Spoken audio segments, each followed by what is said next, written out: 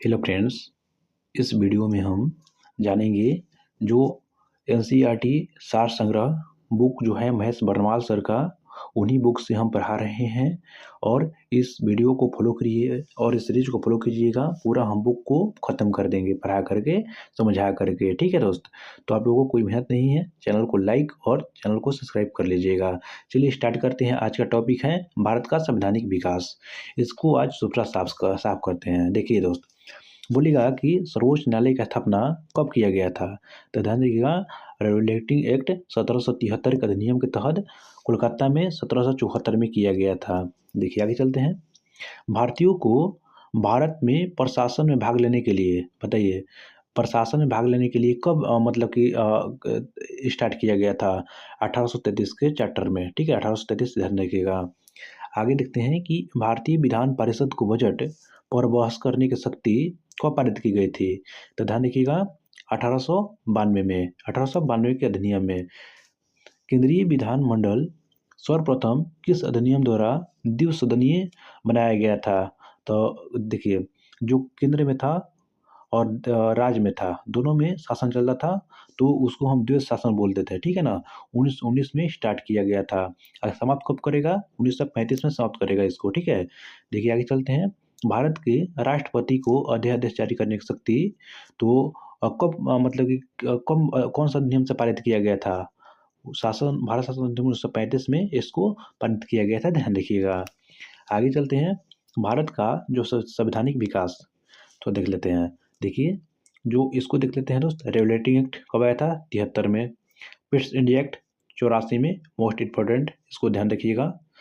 उसके बाद में देखिए 93 में, 1813 में, 1833 में, 1853 में, भारत शासन अधिनियम 58 में, 1861 में, 1892 में, 1909 में, 1919 में, 1935 में, 1947 में। ठीक है ना। भारतीय स्वतंत्रता अधिनियम आया था। चलिए बारी बारी से सबको पढ़ लेते हैं।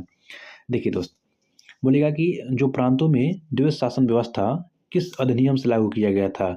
प्रांत में द्वैत शासन, तो ध्यान रखिएगा, भारत शासन अधिनियम 1919 में प्रांतों में द्वैत शासन लागू किया गया था। अभी बताया है कि हटाया कब गया था, 1935 के अधिनियम में हटाया जाएगा। देखिए, ब्रिटिश भारत में किस अधिनियम में संघीय शासन का प्रावधान किया गया था, 1935 में। ध्यान रखिएगा। चलिए आगे चलते हैं।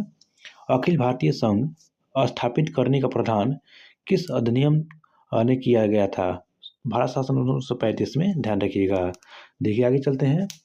भारत के संविधान में केंद्र और राज्यों के मध्य किया गया शक्तियों का विभाजन भारत सरकार अधिनियम 1935 में किया गया था। यानी बोल रहा है कि राज्य में और केंद्र में शक्तियों का विभाजन किस अधिनियम से, तो 1935 अधिनियम से लिया गया है। ठीक है, आगे चलते हैं। एक निर्वाचित विधानसभा द्वारा भारत के संविधान निर्माण करने का प्रस्ताव किसके द्वारा दिया गया था। ध्यान रखिएगा, क्रिस मिशन 1942 में आया था। ठीक है ना। क्रिस मिशन 1942 के तहत इसको किया गया था। निर्वाचन मंडल संविधान सभा का गठन किया जाएगा। ठीक है, आगे चलते हैं। भारतीय संविधान सभा का गठन किसके अंतर्गत किया गया था। तो भारतीय संविधान सभा का गठन कैबिनेट मिशन 1946 के तहत किया गया था।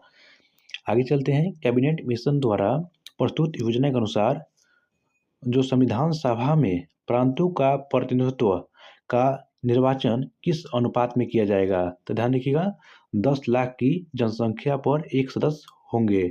ठीक है, जैसे आज की डेट में विधायक हो गया, संसद हो गया, तो उस समय क्या था कि प्रांत में जो व्यक्ति खड़ा होंगे चुनाव में, तो 10 लाख जनसंख्या में एक व्यक्ति खड़ा होंगे। देखिए आगे चलते हैं।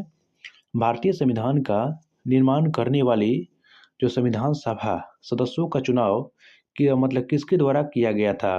तो ध्यान रखिएगा, विभिन्न प्रांतों के विधानसभाओं द्वारा किया गया था। देखिए दोस्त, आगे चलते हैं। जो अंतरिम सरकार के बारे में देख लेते हैं। 1946 में जो सरकार बनी थी अंतरिम सरकार, उसके बारे में कौन किस पद पे थे। देखिए, जवाहरलाल नेहरू के बारे में बोलेगा तो राष्ट्रमंडल संबंधी विदेशी मामले के मंत्री थे। कौन, जवाहरलाल नेहरू जी थे। सरदार वल्लभ पटेल क्या थे, तो गृह मंत्री, सूचना एवं प्रसारण मंत्री कौन थे, सरदार वल्लभ पटेल थे। राजेंद्र प्रसाद क्या थे, खाद्य एवं कृषि मंत्री। जॉन मथाई उद्योग एवं नागरिक आपूर्ति मंत्री थे। जगजीवन राम श्रम मंत्री। बलदेव सिंह कौन थे? देखिए, बल रहेगा तो रक्षा करेंगे, तो क्या हो जाएगा? रक्षा मंत्री। लियाकत अली क्या हो जाएंगे? वित्त मंत्री। सी राजगोपालचारी क्या हो जाएंगे? शिक्षा एवं कला मंत्री। ठीक है, चलिए आगे चलते हैं। देखिए दोस्त, भारत की जो संविधान सभा की पहली बैठक कब हुई थी? तो ध्यान रखिएगा, भारत के संविधान सभा की पहली बैठक 9 दिसंबर 1946 को की गई थी। ध्यान रखिएगा। देखिए आगे चलते हैं कि भारतीय संविधान का जो प्रारूप कौन तैयार किया था? तो ध्यान रखिएगा, प्रारूप बोलेगा तो बी एन राव थे। कौन थे? बी एन राव ने तैयार किए थे।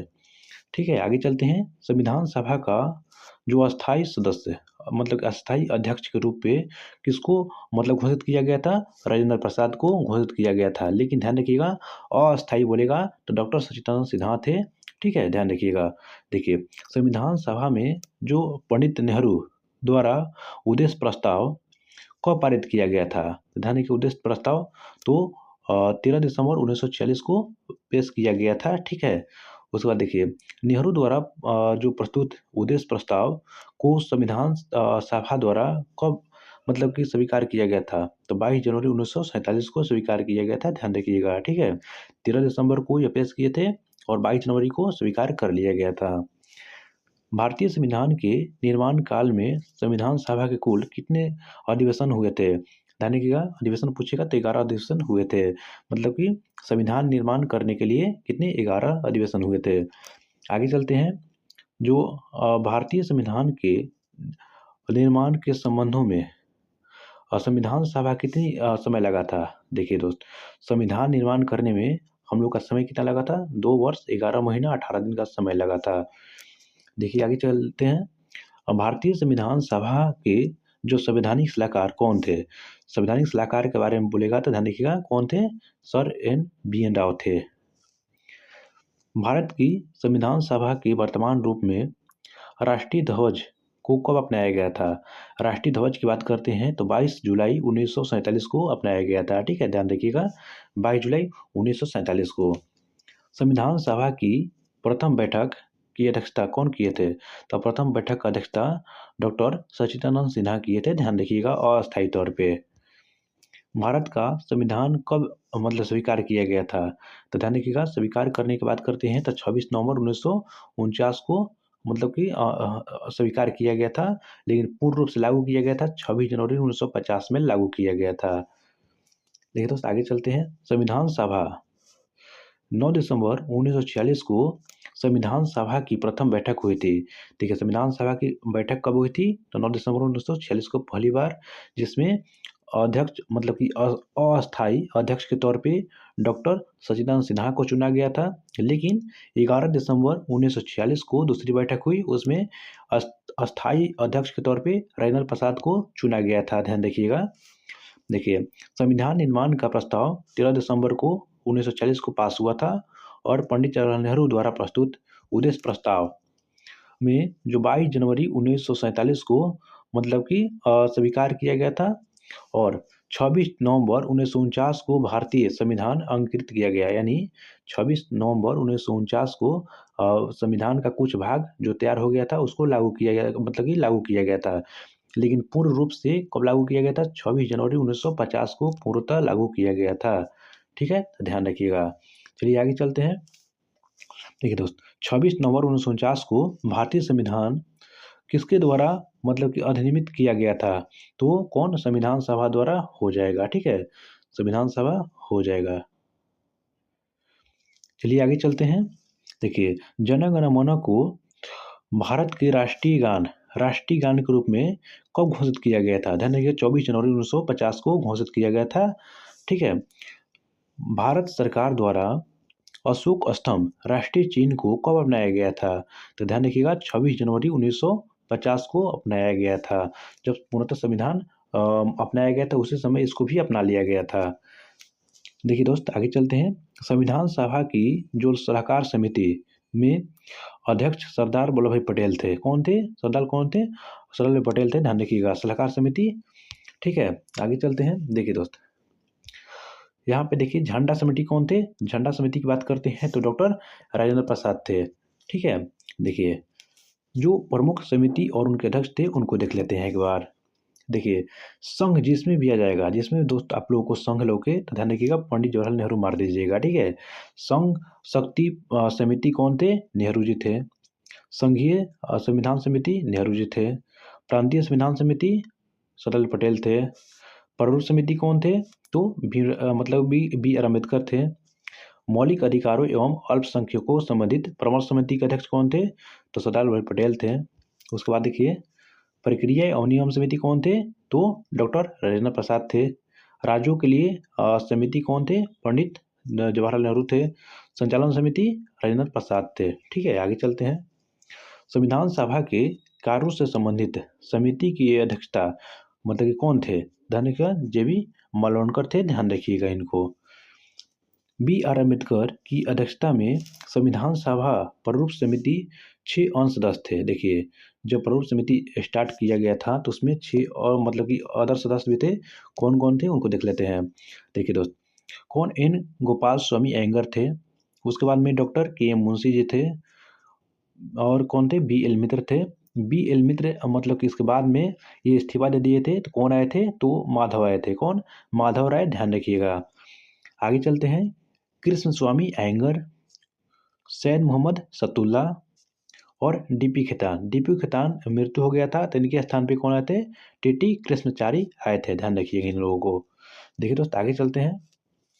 देखिए संविधान सभा ने डॉक्टर बी आर अम्बेडकर की अध्यक्षता में प्रारूप समिति का गठन किया था। ठीक है, कब किया गया था? 29 अगस्त 1947 को गठन किया गया था। बी आर अम्बेडकर का जो संविधान सभा का निर्वाचित प्रतिनिधि था, मतलब जो संविधान सभा का मतलब कि इसमें चुनाव लड़े थे और जीते थे कहाँ? बम्बई प्रेसिडेंसी में जीते थे 1947 में। लेकिन इससे पहले ये हार गए थे 1946-47 में बंगाल में लड़े थे। ठीक है, ठीक है दोस्त। तो आप लोगों का पीडीएफ हम टेलीग्राम पे डाल देंगे और आप लोगों को वीडियो अच्छा लगे तो लाइक शेयर और सब्सक्राइब कर लीजिएगा। मिलते हैं नेक्स्ट वीडियो में।